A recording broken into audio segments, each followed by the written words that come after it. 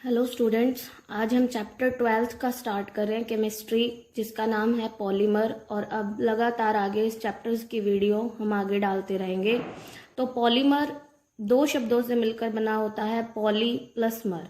सबसे पहले बात हम करते हैं कि पॉलीमर को कहा क्या जाता है। आम भाषा में पॉलीमर को बोला जाता है प्लास्टिक, या इसे आधुनिक युग की रीढ़ की हड्डी, मॉडर्न टाइम्स बैकबोन भी हम बोलते हैं। क्यों क्यों बोलते हैं? क्योंकि आजकल हमारी डेली लाइफ में जितनी भी चीजें, हम उसमें पॉलीमर के बिना अपना काम नहीं कर सकते। जैसे घरों में जितने भी पाइप्स हैं, प्लास्टिक की चीजें हैं, रबड़ है, कपड़ों में नायलॉन हो गया, टेरिलीन हो गया, मतलब हमारे जो भी कपड़े हैं, कपड़ों के जो फाइबर्स होते हैं, रेशे होते हैं, वो पॉलीमर होते हैं। इसके अलावा वाहन में, मेडिकल फील्ड के अंदर कैप्सूल्स हो गए, जितनी भी मेडिसिन्स हो गई, या जैसे ऑपरेशन के दौरान जो भी आर्टिफिशियल टांके वगैरह लगाए जाते हैं, जितने भी आर्टिफिशियल ऑर्गन्स होते हैं, उन सबको बनाने में पॉलीमर का यूज होता है। तो हम ये बोल सकते हैं कि बिना पॉलीमर के आजकल कोई भी ऐसी चीज नहीं है जो हम ना बना सके या जिसके बिना हमारा काम ना चलता हो। तो पॉलीमर दो शब्दों से मिलकर बना होता है, पॉली प्लस मर। पॉली का मतलब होता है बहुत सारे, और मर का मतलब होता है इकाई। इकाई यानी यूनिट। तो जब बहुत सारी यूनिट आपस में जुड़ती हैं, इन यूनिट को, एक अकेली यूनिट को मोनोमर भी कहा जाता है। मोनोमर मतलब एकलक। तो जब एकलक यानी मोनोमर्स आपस में जुड़ते हैं बहुत सारी संख्या में, तो मिलकर क्या बनाते हैं? पॉलीमर बनाते हैं। फॉर एग्जाम्पल, जैसे मैंने ये एक दीवार ली है, इस दीवार के अंदर हम देख सकते हैं कि ये मान लो ईंट है। ये बहुत सारी ईंटें जब आपस में जुड़ती हैं तो जुड़कर क्या बनाती हैं? दीवार बनाती हैं। तो इस ईंट को हम बोल सकते हैं मोनोमर या एकलक, इकाई बोल सकते हैं हम इसको। जब ये ईंटें आपस में जुड़ती है, अब जैसे दीवार को बनाना होता है, तो दीवार को बनाने के लिए ईंट के बीच में हम कोई सीमेंट या मसाला भरते हैं। इसके बिना हम ईंट को जोड़ नहीं सकते। तो जब हम क्या करते हैं, ईंट को जोड़ते हैं, बार बार लगातार जोड़ते हैं, तो मिलकर क्या बनती है? दीवार बनती है। तो इस ईंट को तो हमने क्या बोल दिया? मोनोमर या एकलक इकाई बोल दिया। और इस दीवार को क्या बोल दिया? पॉलीमर, या फिर हमने बहुलक बोल दिया। इनको जोड़ने के लिए क्या यूज किया था? सीमेंट या मसाला। तो यहाँ पर इकाइयों को जोड़ने का काम करेगा कोवैलेंट बॉन्ड, यानी कि सहसंयोजक बंध। फॉर एग्जाम्पल, जैसे मैंने इसकी 5 इकाई ले ली। ये क्या है? ये एथीन है। एथीन की जब हमने 5 इकाई ली, तो इनको आपस में हमने ऐसे जोड़ दिया, CH2। ये इस तरीके से 5 इकाइयां हमने जोड़ी है। तो हमने क्या देखा कि सबसे पहले हमें इस डबल बॉन्ड को क्या करना पड़ेगा? सिंगल बॉन्ड में कन्वर्ट करना पड़ेगा। और जैसे ही हम इसको सिंगल बॉन्ड में कन्वर्ट करते हैं, तो इसका एक बॉन्ड फ्री हो जाता है और इसका भी एक बॉन्ड फ्री हो जाता है। तो इस तरीके से ये आपस में जुड़ते चले जाते हैं और मिलकर क्या करते हैं? ये यहाँ मोनोमर का काम कर रहा है। और जब ये आपस में जुड़ते रहेंगे, तो एक बड़ी सी जो लॉन्ग चेन स्ट्रक्चर बनेगी, उसे हम क्या बोलेंगे? लंबी कार्बन श्रृंखला बनेगी, उसे हम पॉलीमर बोलेंगे। तो हमें यह ध्यान रखना है कि बहुलक बनाते समय सारे डबल बॉन्ड जो हैं, उन्हें सिंगल बॉन्ड में कन्वर्ट कर देना है। और हमेशा कॉर्नर के जो बॉन्ड्स हैं, वो हमें क्या रखने हैं? फ्री रखने हैं, खाली रखने हैं, और ब्रैकेट लगाना है। तो सबसे पहले हम बात करते हैं पॉलीमराइजेशन या फिर बहुलकीकरण क्या होता है। कि बहुलक निर्माण की जो प्रक्रिया होती है, उसे क्या कहा जाता है? बहुलकीकरण कहा जाता है। The formation process of polymer is known as polymerisation. अब बहुलकीकरण की मात्रा क्या होती है? डिग्री ऑफ पॉलीमराइजेशन की। मान लो ये मैंने एक बहुलक बनाया है, इसके अंदर मैंने इसकी n एकलक इकाइयां यूज किया है, तो यहाँ जो n होगा वो क्या कहलाएगी? डिग्री ऑफ पॉलीमराइजेशन या बहुलकीकरण की मात्रा कहलाती है। फॉर एग्जाम्पल, अगर मैं ये मान लो 10,000 ले लेती हूँ, तो 10,000 एकलक इकाइयां जब आपस में जुड़ेंगी तो बहुलक बनेगा। तो यहाँ 10,000 क्या कहलाएगा? बहुलकीकरण की मात्रा या डिग्री ऑफ पॉलीमराइजेशन कहलाएगा। अब जब 10,000 इकाइयां आपस में जुड़ रही है, तो ऑब्वियस सी बात है, इनकी इनका अणुभार भी क्या होगा? बहुत ज्यादा होगा। इसीलिए हमने इन्हें क्या बोला है? उच्च अणुभार वाले अणु या हाई मॉलिक्यूलर वेट वाले मॉलिक्यूल्स बोला है। ठीक है, अब अपने कुछ बात करेंगे बहुलक की। तो सबसे पहले अपने बात करते हैं एथीन। एथीन से क्या बनता है? पॉलीएथीन, पॉलीथीन जिससे नॉर्मल भाषा में बोला जाता है। और पॉलीथीन आजकल हमारे वर्तमान युग में हमें पता ही है कितनी ज्यादा यूज हो रही है। तो हमें सबसे पहले बात करनी है एथीन। एथीन क्या है? CH2 double bond CH2। तो हमें करना क्या है? जितने भी डबल बॉन्ड है, डबल बॉन्ड को हमने क्या करना है? सिंगल बॉन्ड में कन्वर्ट करना। और कॉर्नर के बॉन्ड हमें क्या कर देने हैं? फ्री। और ब्रैकेट लगाना है, बॉन्ड के ऊपर ब्रैकेट लगाना है, और पैर में क्या लगाना है? N। तो ये एथीन है, एथीन से क्या बनेगा पॉलीएथीन। यहाँ पॉली मतलब बहुत सारी इकाइयां आपस में जुड़ रही है, इसीलिए हम यहाँ पॉली शब्द का यूज कर रहे हैं। और हमें इनकी शॉर्ट फॉर्म भी याद रखनी है, क्योंकि पेपर में जो क्वेश्चन है वो कभी कभी शॉर्ट फॉर्म देकर पूछ लिया जाता है कि इसके यूज बताओ, तो इसको P.E यानी पॉलीएथीन ऐसे लिखेंगे। तो अब हम इसी फॉर्मूले से आगे सारे के सारे फॉर्मूलेज बनाएंगे। इसीलिए अब देखो सबसे पहले करना क्या है कि यहाँ से H हटाना है, और जैसे ही हम यहाँ से H हटाएंगे और इसकी जगह क्या लगाएंगे Cl लगाएंगे, तो हमारा बन जाएगा वाइनिल क्लोराइड। वाइनिल क्लोराइड बन जाएगा। यहाँ ये वाला जो ग्रुप होता है CH2 double bond CH group, इसे बोला जाता है वाइनिल ग्रुप। वाइनिल ग्रुप इसे बोला जाता है। और हमने इस वाइनिल ग्रुप में क्या जोड़ा Cl जोड़ा, इसीलिए इसे क्या बोला गया वाइनिल क्लोराइड बोला गया। तो डबल को हमने सिंगल किया, कॉर्नर के बॉन्ड हमने फ्री किए और पैर में हमने क्या लगा दिया N लगा दिया। तो ये बनेगा पॉली वाइनिल क्लोराइड, या जिसे बोलते हैं PVC। PVC हम सबको पता है कि PVC कहाँ यूज होती है, जितने भी टीवी हैं या जितने भी इक्विपमेंट है इलेक्ट्रिकल इक्विपमेंट, तो उसका जो तार होता है उसके ऊपर PVC का लेप किया जाता है, या जितनी भी पाइप्स वगैरह होती है वो PVC की बनी होती हैं। तो हमें इन सब के आगे यूजेस भी याद करने हैं, लेकिन अभी फिलहाल हम इनकी डायग्राम या इनकी स्ट्रक्चर देखेंगे। अब मैंने यहीं से क्या किया Cl को हटाया, और Cl को हटा के इसकी जगह क्या लगा दिया Cn लगा दिया। Cn यानी साइनाइड, तो इसका नाम बन गया वाइनिल साइनाइड। वाइनिल साइनाइड के अलावा इसको एक और नाम से जाना जाता है एक्रिलोनाइट्राइल। नाइट्राइल हमें पता है कि जो Cn होता है साइनाइड होता है, उनका IUPAC नाम क्या होता है नाइट्राइल होता है, इसीलिए यहाँ पे इसको एक्रिलोनाइट्राइल बोला गया है। तो वही डबल को हमें सिंगल करना है, कॉर्नर के बॉन्ड हमें फ्री करने हैं, और पैर में हमें क्या लगाना है N। तो ये बन गया पेन पॉली एक्रिलोनाइट्राइल, या इसको पॉलीवाइनिल साइनाइड भी बोल सकते हैं, लेकिन ये इसका ज्यादा इंपॉर्टेंट नेम है पॉली एक्रिलोनाइट्राइल, या जिसे ऑरलोन के नाम से भी हम जानते हैं। अब हमने क्या किया, यहाँ से Cn हटाया, और Cn हटा के इसकी जगह हमने C6H5 लगा दिया, यानी फेनिल ग्रुप लगा दिया, C6H5 फेनिल ग्रुप। तो हमने यहाँ पे जब लगाया तो इसका नाम बन गया स्टाइरीन। स्टाइरीन से बनेगा पॉलीस्टाइरीन, वही डबल को सिंगल, कॉर्नर के बॉन्ड फ्री, पैर में लगाना है N, तो ये बन गया पॉलीस्टाइरीन। अब हमने C6H5 को हटाया और उसकी जगह क्या लगा दिया CH3, तो CH3 लगाया, तो ये बन गया प्रोपिलीन। है क्या ये प्रोपीन है, बट इसको सामान्य भाषा में प्रोपीन नहीं, सामान्य भाषा में हम इसको प्रोपिलीन कहेंगे। तो प्रोपिलीन से क्या बनेगा पॉलीप्रोपिलीन, PP बनेगा। डबल को सिंगल, कॉर्नर के बॉन्ड्स फ्री, और पैर में क्या लगाया N। अब ये बना है नेक्स्ट आइसोब्यूटाइलिन। अब ये कैसे बना है, इसको बनाने के लिए मैंने अब यहाँ से CH3 को तो वैसा का वैसे रहने दिया, मैंने यहाँ से एक और H हटा दिया, और इस H को हटा के मैंने इसके साथ एक और CH3 जोड़ दिया। तो ये बन गया हमारा आइसोब्यूटाइलिन, और आइसोब्यूटाइलिन से क्या बनेगा पॉली आइसोब्यूटाइलिन बनेगा। डबल को सिंगल, कॉर्नर के बॉन्ड हमें खाली करने और ब्रैकेट में हमें लगाना है N।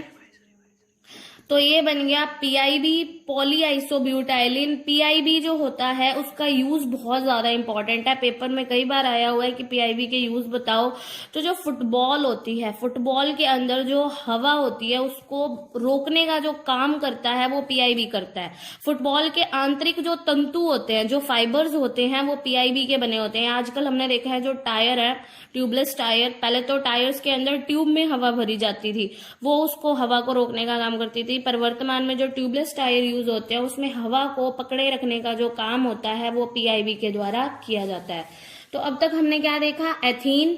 एथीन के बाद H हटाया, क्या लगाया Cl, क्या बना वाइनिल क्लोराइड। Cl हटाया, क्या लगाया Cn, क्या बना वाइनिल साइनाइड। Cn हटाया, क्या लगाया C6H5, तो क्या बन गया स्टाइरीन। फिर हमने C6H5 को हटा के क्या लगाया CH3, तो हमें क्या बनेगा प्रोपिलीन। फिर हमने यहाँ से एक और H को हटाया और क्या लगाया CH3, तो क्या बन गया आइसोब्यूटाइलिन। हमें इनकी बार बार प्रैक्टिस करनी है ताकि हमें अच्छे से याद हो जाए। अब नेक्स्ट अगर हम बात करें तो हमने यहाँ से इस CH3 को हटा के इसकी जगह लगा दिया COOCH3। तो जब हमने इसको COOCH3 को लगाया, या जैसे मैं इसको बोल सकती हूँ कि ये मान लो एसीटेट ग्रुप है।